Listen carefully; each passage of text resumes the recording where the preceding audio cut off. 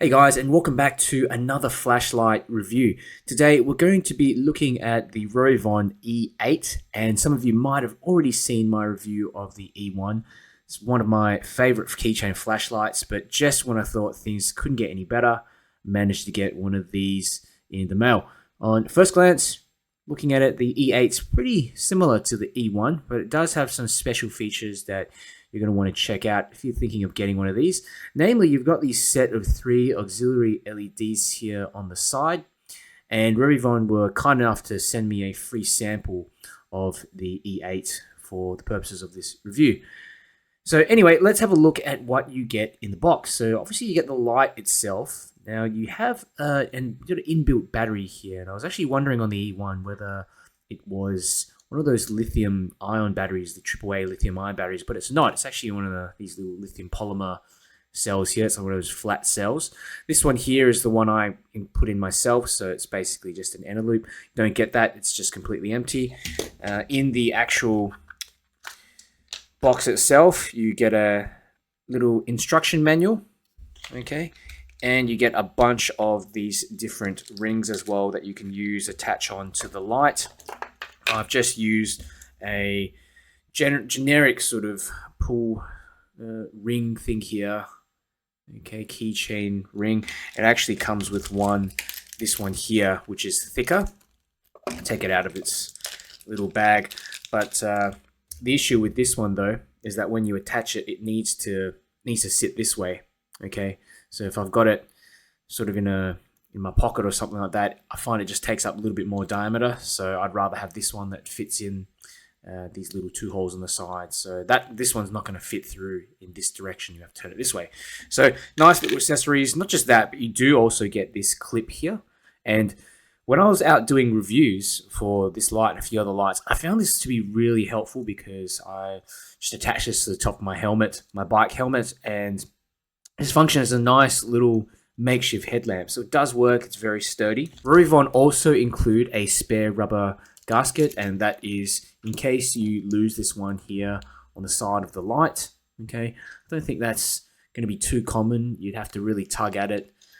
And yeah, good to see that they have actually included something like that. You don't see that with many other flashlights out there. They don't include anything extra, just the bare minimum.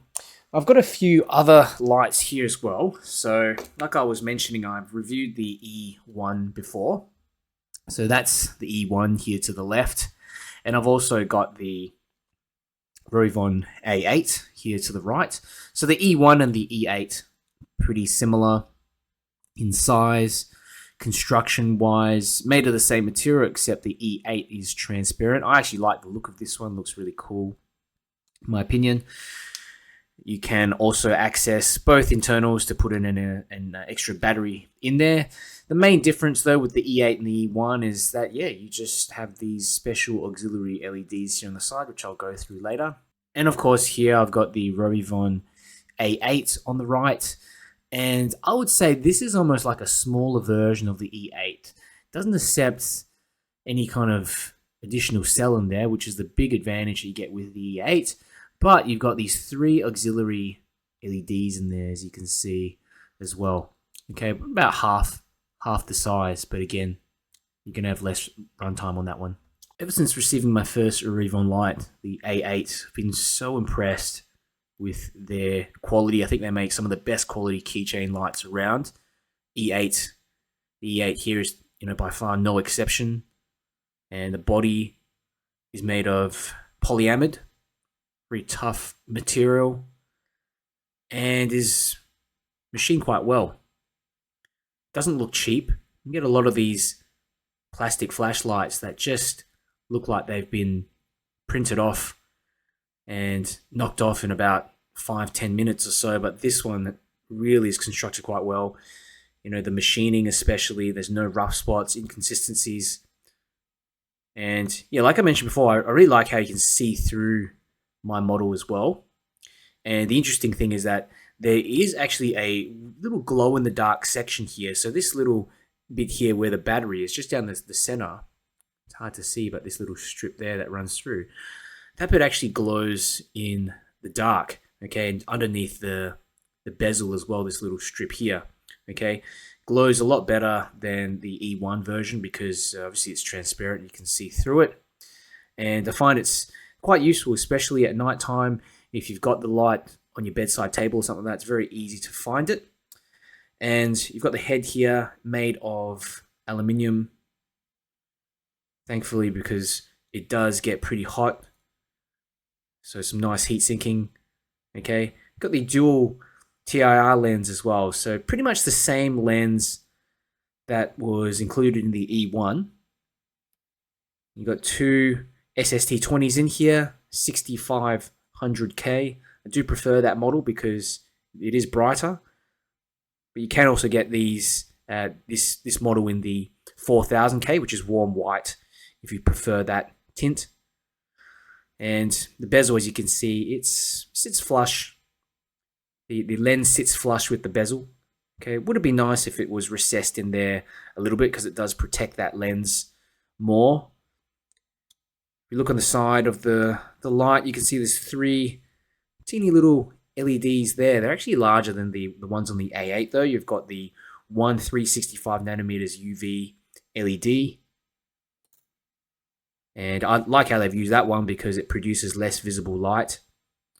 And basically ink and objects fluoresce a lot better than that, better under this LED than the 395 nanometers, which is what a lot of companies use because it's cheaper.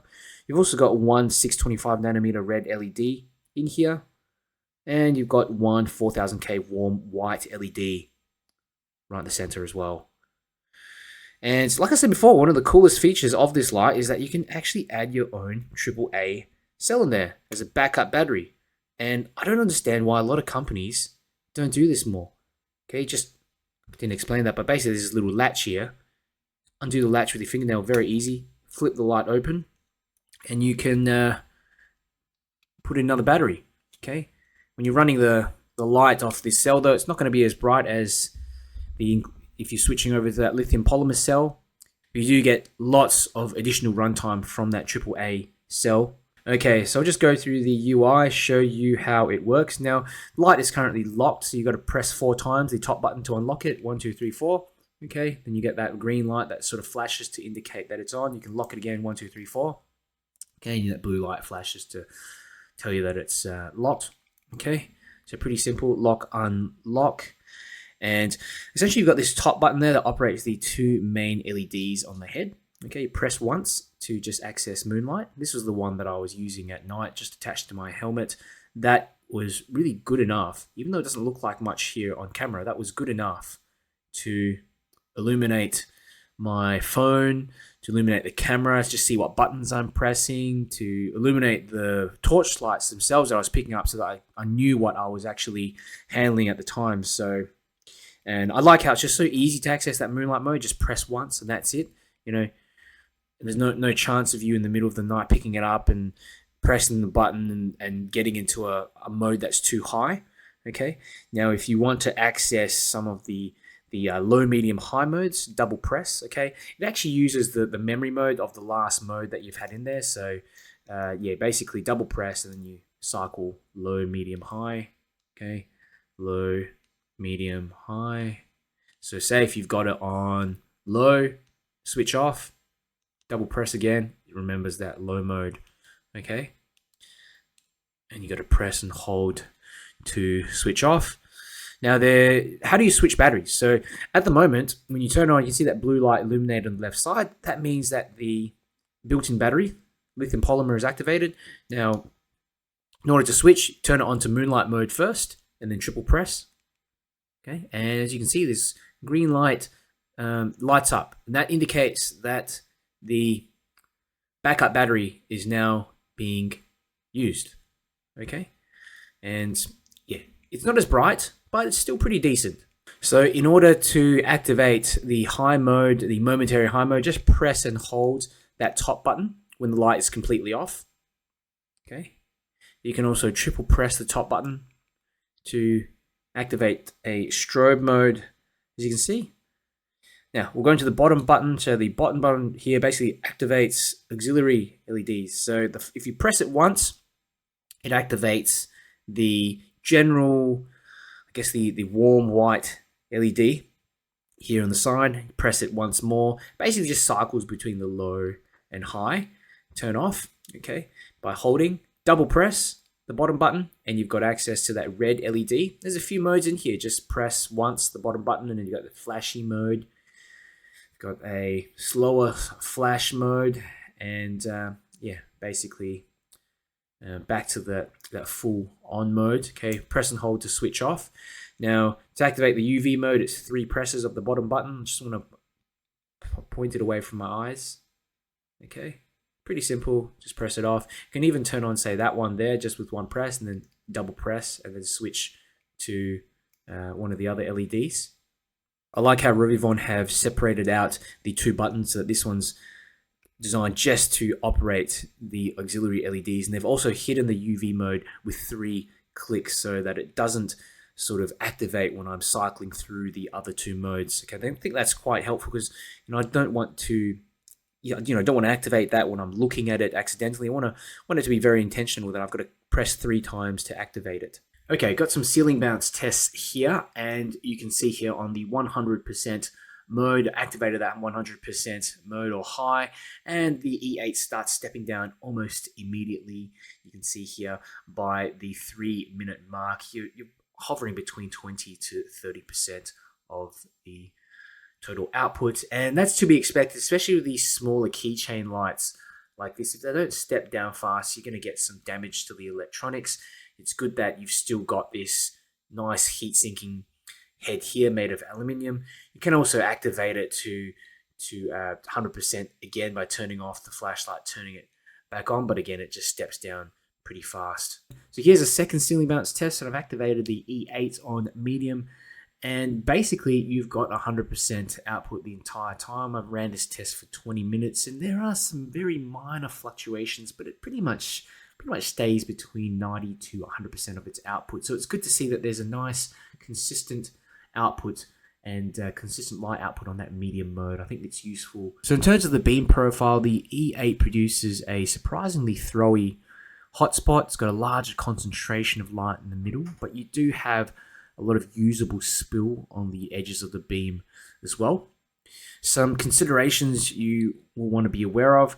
Obviously, there's the non-metal body. Okay, it's made of polyamide, and a metal body would dissipate heat a lot better, but also is potentially uncomfortable to hold. There is a titanium version I saw as well. It's called the E4, if you want to check that one out. But from the test that I ran, especially because the light steps down quite quickly, there's going to be no heating issues whatsoever. Second thing I noticed is, it kind of annoyed me a little bit, the buttons get jammed if you press them on the edges. Okay, you have to do this purposely, by the way. I mean, I did it by accident, but sort of you press there on the edge, you can see the button gets sort of stuck in a little bit. Okay, but most of the time you're just pressing it like this with your full finger, and you don't have that issue. It's just a minor annoyance. It doesn't affect the performance of the light at all. It's quite rare that it happens. The third consideration you need to be aware of is that this light is pricier than most keychain lights out there, but there is a reason for that with all the different auxiliary modes and these special features here, like adding an external battery in there. You don't see any other keychain lights like this that are made to last, and RovyVon also offer a 2-year warranty on the E8. So if anything goes wrong, you don't have to worry. I thought I was pretty impressed with the E1, but the E8 really takes the prize here.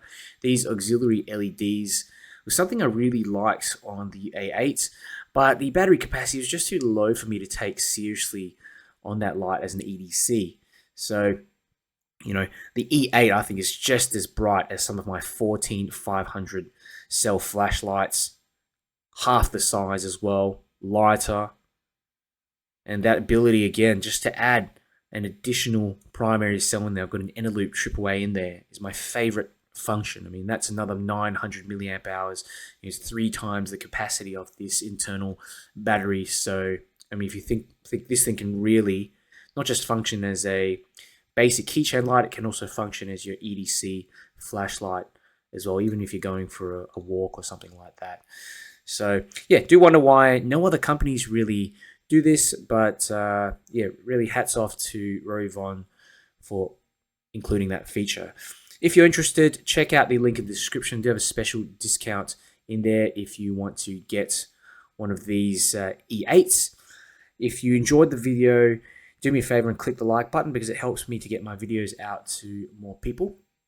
And yeah, if you want to see me make more flashlight reviews, make sure you subscribe. RovyVon E8 long distance test. Let's just see how it fares out here.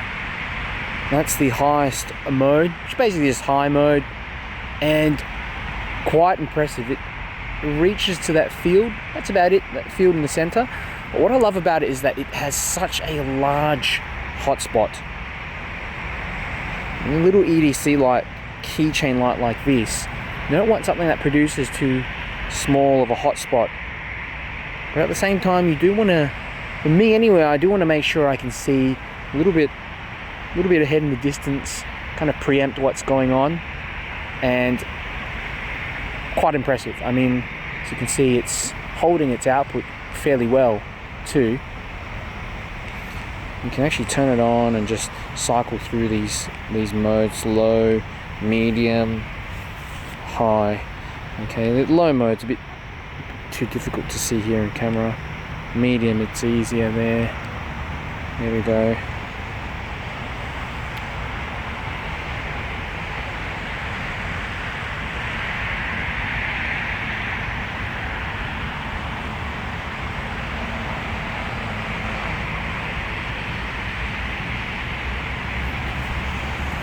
Go for a little walk.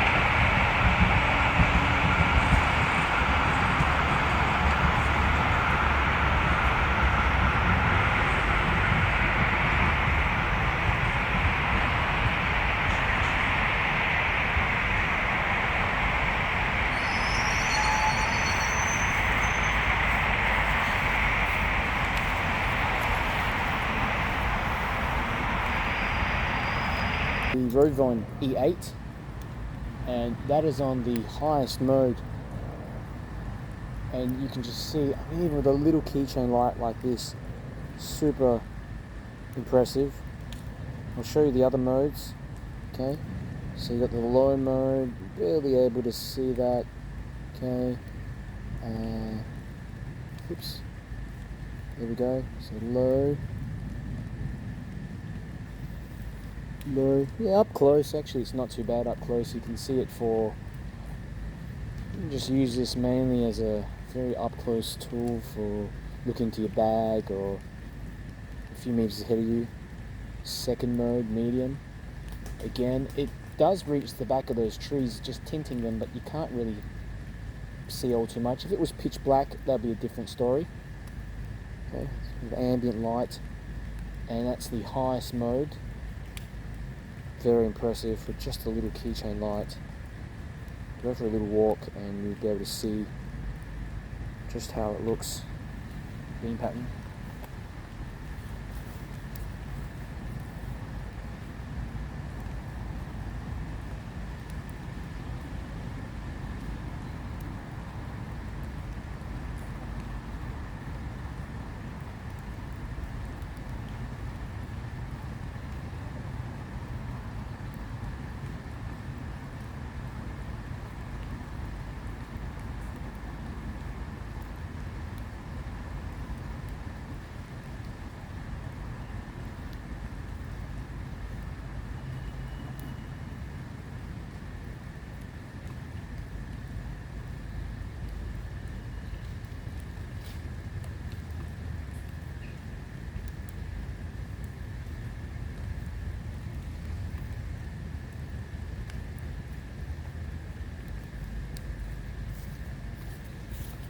I'll show you some of the, this is some of the auxiliary modes. Okay, I'll just do the side lights, starting with the white, then the red, and then the UV.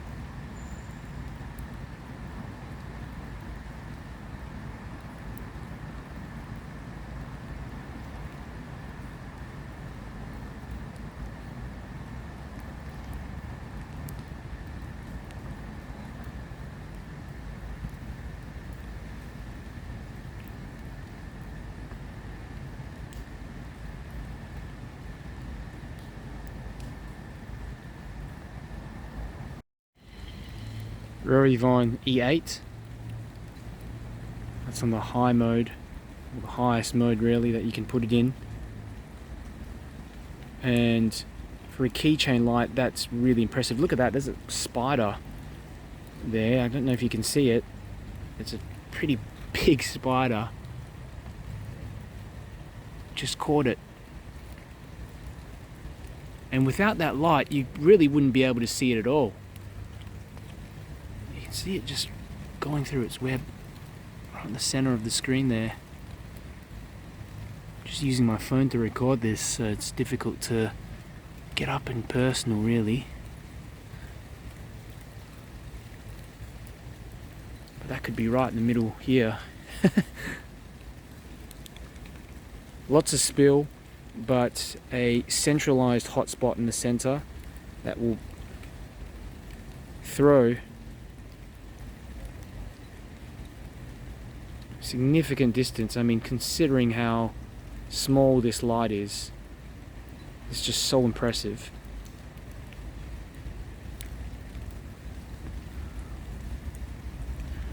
I wouldn't call it a thrower or anything like that, but it's certainly something that does project the beam a lot further than you think it would.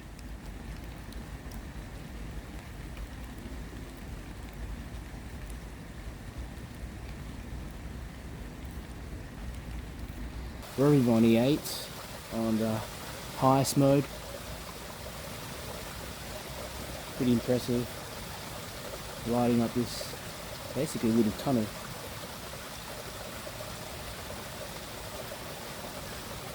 Over in Brisbane. These gardens. I'll go into all the lower modes, so low, medium. Medium's still decent for walking, but yeah, I'll say medium's still pretty decent for walking. You can see a good few meters in front of you. High. I mean, that's where that's really great. I'll go for a little stroll.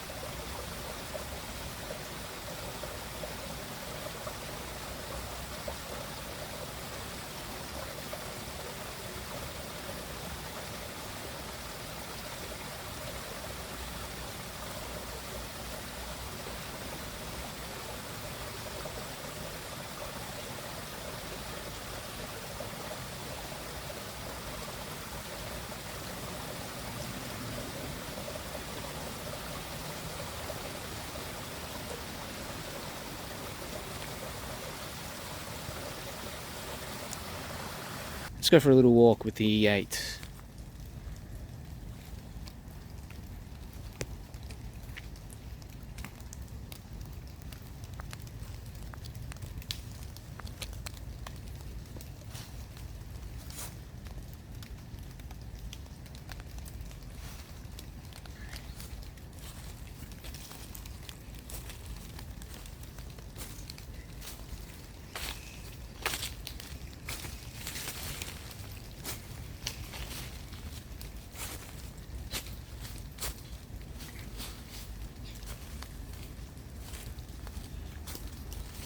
bits of bamboo are huge.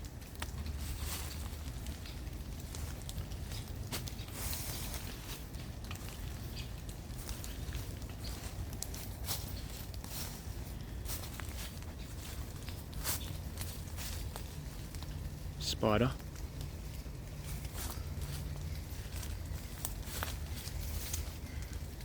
Big web. Look at that.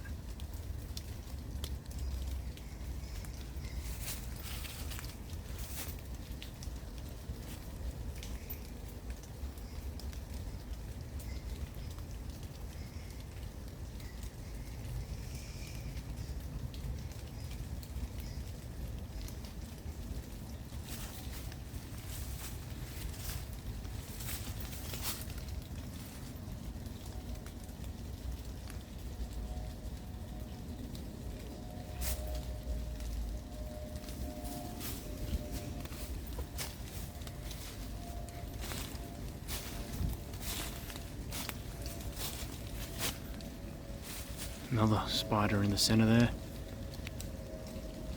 And weaving webs between the bamboo.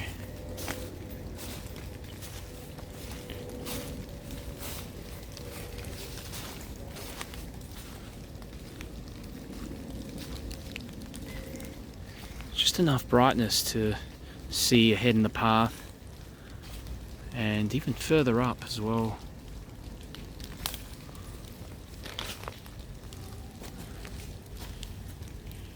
I saw a toad here before. Don't know if it's... oh, there it is. It's still there.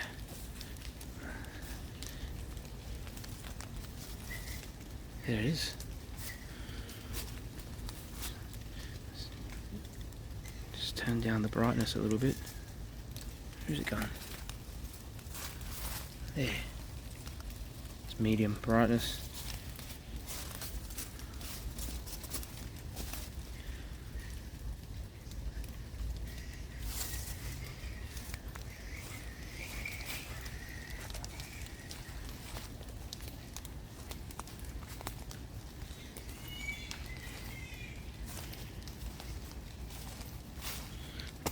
Back around here, where that spider web is. I would not want to walk through that one. Look at that.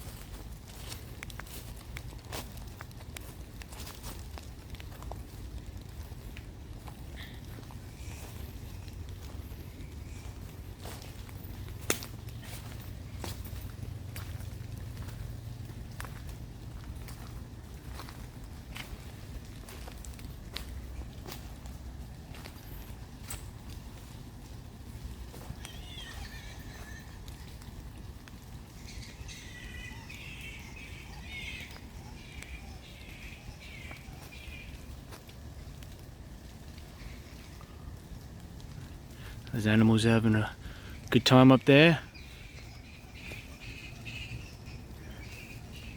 Yep.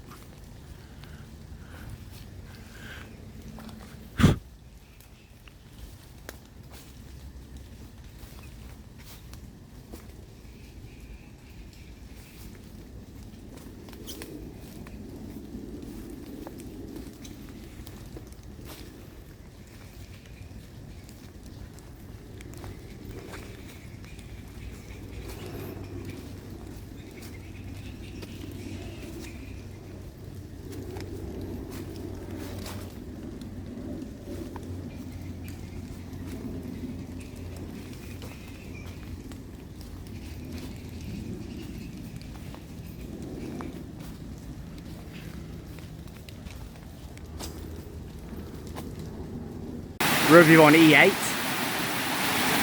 highest mode. It's got some significant throw, you can see just underneath that bridge there. It's reaching the back of that bridge. Not in the really dark area, but at least all the little supporting bits.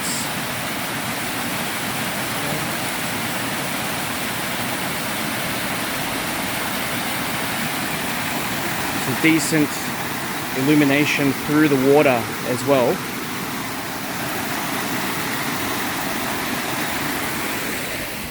Come over to this other side.